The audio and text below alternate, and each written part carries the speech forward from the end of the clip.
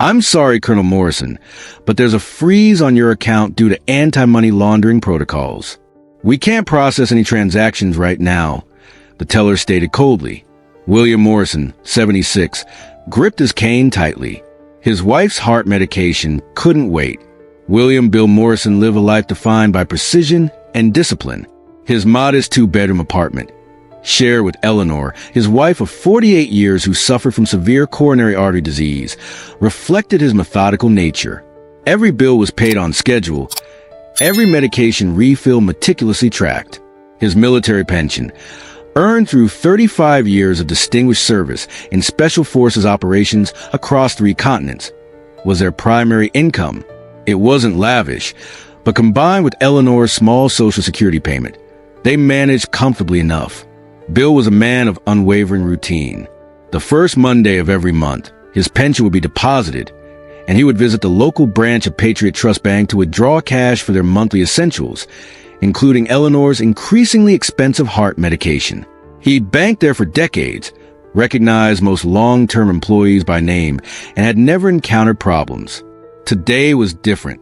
Eleanor had suffered a frightening episode the previous night. Her heart rhythm dangerously irregular. Her cardiologist had prescribed a new, stronger medication, but it was expensive and required immediate payment.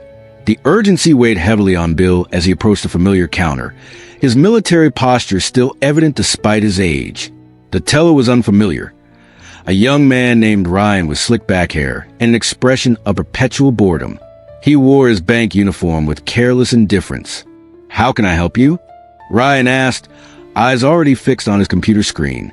"Good morning," Bill said politely, sliding his bank card and withdrawal slip across. "Colonel William Morrison, I need to withdraw $600. Ryan swiped the card, typed, then frowned. He typed again, his frown deepening. "There seems to be an issue, Mr. Morrison.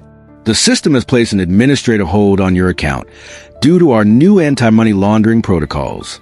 No withdrawals are permitted until hold is lifted by our security department." Bill felt his heart rate quicken. "A hold? But my pension was deposited this morning. I checked online before leaving home." "I see the deposit," Ryan conceded, "but the system has flagged it. Nothing I can do." "My wife needs her heart medication today," Bill explained, his voice controlled but urgent. "This is a military pension, not some suspicious transaction." Ryan cut him off.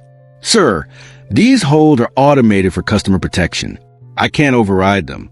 The hold should clear within 24 to 48 business hours." 48 business hours? Bill echoed, stunned. "That could be 4 actual days. My wife's medication can't wait that long." Ryan shrugged, sliding a glossy pamphlet across the counter. "You can try the customer service number, but they'll tell you the same thing. Bank policy." Bill took the pamphlet, recognizing defeat. He moved to the seating area near the entrance, his military training preventing him from showing his distress publicly. Sitting heavily in a plush chair, he stared at the useless pamphlet. The helpline would be a maze of automated menus and scripted responses. He thought of Eleanor at home, her breathing labored, her faith in him absolute. He couldn't return empty-handed. Bill reached for his phone, scrolling to a contact he hadn't used in over a decade. General Thomas Reynolds, former commander of Special Operations Command, now retired but serving on several corporate boards, including, if Bill remembered correctly, Patriot Trust's parent company. They'd served together in a classified operation in the Middle East, where Bill's team had extracted Reynolds' unit from an ambush. Reynolds had given him his private number with clear instructions, only for true FUBAR situations, Morrison. Disqualified. Bill pressed dial. 5. Authority intervention, 250 words. Reynolds answered a commanding voice on the first ring. "General Reynolds, sir. Colonel Bill Morrison, 5th Special Forces, retired. We served together during Operation Desert Falcon." A moment of silence. Morrison, "Good God, man. That was 15 years ago. What's wrong? You wouldn't call this number otherwise." Bill explained the situation concisely, his pension, Eleanor's urgent medication, the frozen account, the bank's refusal to help. Which branch? Reynolds' voice had turned to steel. Patriot Trust on Lexington Avenue. Stay there. I'm looking at your account remotely. Bill heard rapid keyboard clicks. This flag is a system error from their new software rollout. It's misidentifying military pensions as unusual transfers. Unacceptable. Reynolds' voice tightened with controlled fury. I'm 7 minutes away. Don't move. The line went dead. Bill sat stunned by the immediate response. Thomas Reynolds wasn't just any retired general. He was on Patriot Trust Board of Directors. 6 minutes passed. The bank continued its quiet hum of business. Ryan occasionally glanced at Bill with barely concealed contempt. Precisely 7 minutes after the call, the bank's glass doors slid open with authority. General Thomas Reynolds strode in, tall, imposing in a perfectly tailored suit, his military bearing unmistakable despite civilian clothes. His expression was thunderous, eyes scanning the lobby with tactical precision. He spotted Bill immediately and marched directly toward him, bypassing the teller line. Two stern-looking individuals, likely his executive assistant and security chief, followed a step behind. "Bill," Reynolds said, his voice a controlled growl as he reached him, extending a hand. "Good to see you, though I'm furious about the circumstances." He shook Bill's hand firmly. "This will be fixed." Reynolds turned, scanning the teller line until his gaze locked on Ryan, who was staring open-mouthed at the sudden appearance of a man whose photograph hung in the bank's boardroom. "You!" Reynolds pointed at Ryan. "Get your branch manager. Now." Ryan scrambled away as Reynolds strode toward the manager's office, expecting immediate compliance. The branch manager, Mr. Daniels, emerged from his office looking confused by the commotion. Recognizing the retired general instantly, his face drained of color. "Mr. Daniels," Reynolds' voice boomed across the now silent bank floor. "Your office. Immediately. And bring Colonel Morrison's account information." Inside the manager's office, Reynolds remained standing, radiating authority. "Mr. Daniels, teller Ryan," he began, his voice dangerously calm. "I've just been informed that Colonel William Morrison, a decorated Special Forces veteran with 35 years of service and a Purple Heart recipient, had his federally dispersed military pension frozen this morning due to your system's so-called anti-money laundering protocols. He was denied access to funds needed for his wife's critical heart medication and told to wait up to 4 days. Is this accurate?" Daniel stammered. "General Reynolds, sir, there was a system flag. Our policy for such holds." "Your policy," Reynolds interrupted icily, "should be to serve customers with diligence and respect, especially our veterans. Your system had a glitch. Your staff had a catastrophic failure of judgment." He turned to Ryan. "Did you attempt to contact the Veterans Account Services team as outlined in Protocol 5 Delta for military pension deposits?" Ryan shook his head miserably. I didn't know about Protocol 5 Delta, sir." "Then you are inadequately trained," Reynolds snapped. Reynolds pulled out his phone and dialed. "Security," Reynolds here. "Lift the hold on account ending 7392, Morrison W, effective immediately. Flag it for system diagnostic, and get me a report on why military pensions are triggering false positives." He listened briefly. "Good." Turning to Bill with completely changed demeanor, Reynolds said, "Colonel, your account is now fully accessible. Mr. Daniels will personally process your withdrawal." His voice softened. "And as an apology from Patriot Trust, your wife's medication costs for the next 12 months will be covered by the bank's Veterans Support Fund. It's the absolute least we can do." Bill was momentarily speechless. "General, I appreciate." "No, Bill," Reynolds interrupted quietly. "Thank you for your service, then and now. You expose a serious flaw in our system that could be affecting other veterans." Reynolds turned back to Daniels and Ryan, his expression hardening again. "As for you two, expect a call from HR before day's end. This bank will implement immediate retraining on veteran account protocols." The rest of the day at Patriot Trust Bank was unlike any other. Daniels personally processed Bill's withdrawal and arranged a medication coverage fund. Ryan was sent home pending review.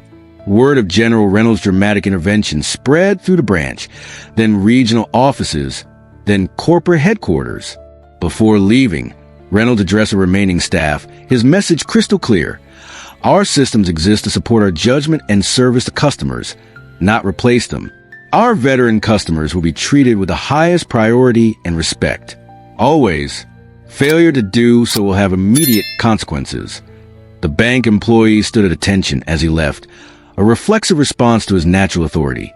Bill Morrison returned home with Eleanor's medication and sat with her in their living room, the morning's tension gradually fading. He felt a quiet vindication not just for himself, but for all veterans who struggled against impersonal systems. "You wouldn't believe what happened today," he told Eleanor as she took her new medication with a glass of water. "Let me guess," she said with a knowing smile that had weathered decades of military life alongside him. "You found a way to move mountains again." Bill chuckled. "Not me. An old friend did the mountain moving." He recounted the day's events while Eleanor listened, her eyes widening at the mention of General Reynolds' dramatic entrance. When he finished, she reached for his hand. "Sometimes the system forgets there are real people behind the numbers," she said softly. "And sometimes people remember what really matters," Bill replied.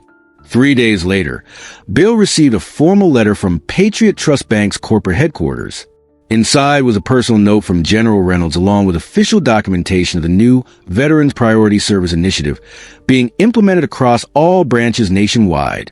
The initiative featured dedicated service representatives specifically trained in military pension protocols, simplified verification procedures for veteran accounts, and mandatory training for all staff on veteran-specific banking needs.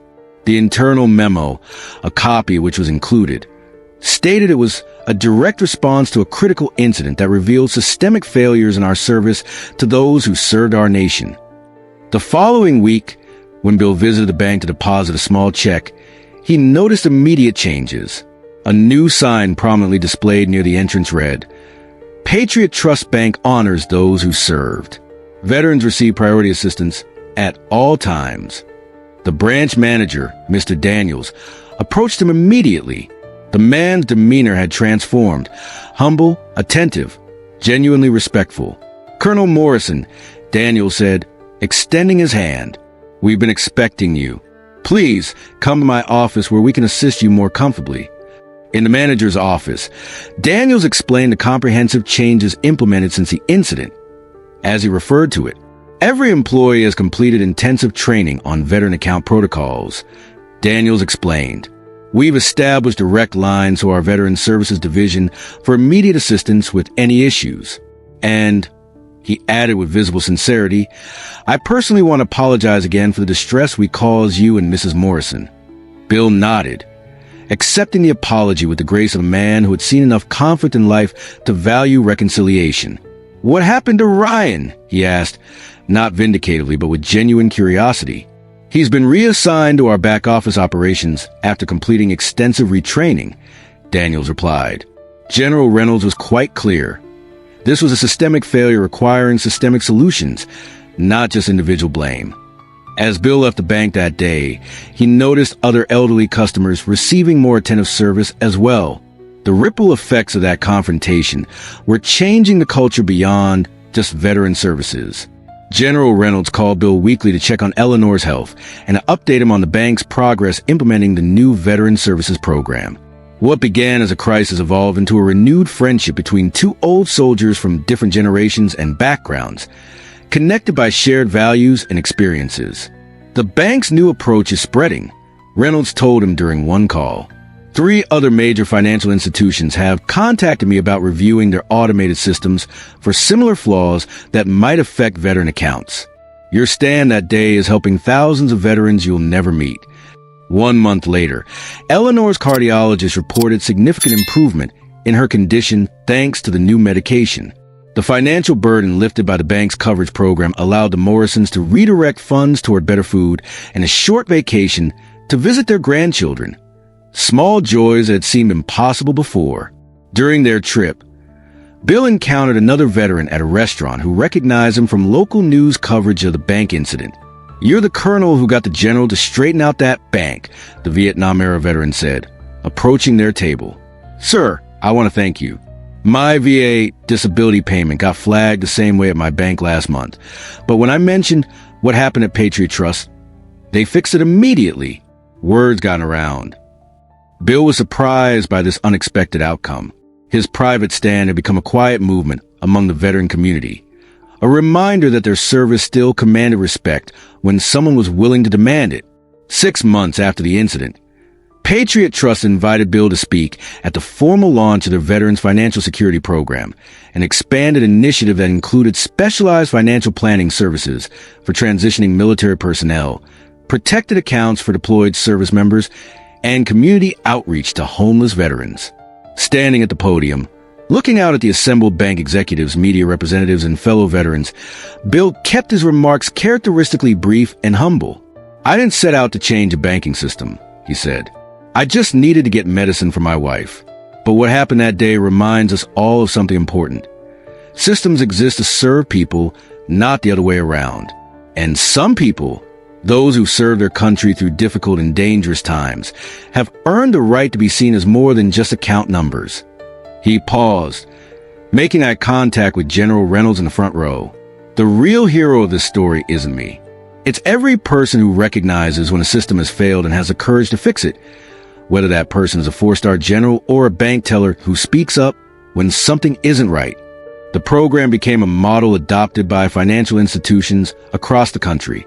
What had begun as one elderly veteran's struggle against bureaucracy had evolved into meaningful change for thousands of military families. Eleanor's health continued to improve, and the Morrisons enjoyed a quality of life they hadn't expected in their later years. Bill occasionally received letters from veterans around the country who had benefited from the new banking protocols.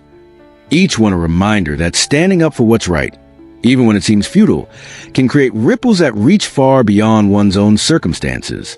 Sometimes it takes someone with authority and understanding to cut through bureaucratic barriers and remind institutions that behind every account number is a human being. And some of those human beings have earned a level of respect that no automated system should ever be allowed to freeze. As Bill often reflected, the true measure of society isn't found in its technological systems or efficiency metrics, but in how it treats those who have sacrificed for its protection. And sometimes that measure improves one bank branch, one policy change, and one act of respect at a time. 9. Engagement prompt, 30 words. If you believe our veterans deserve respect, not red tape, comment respect below. Have you witnessed someone standing up for veterans' rights? Share your story.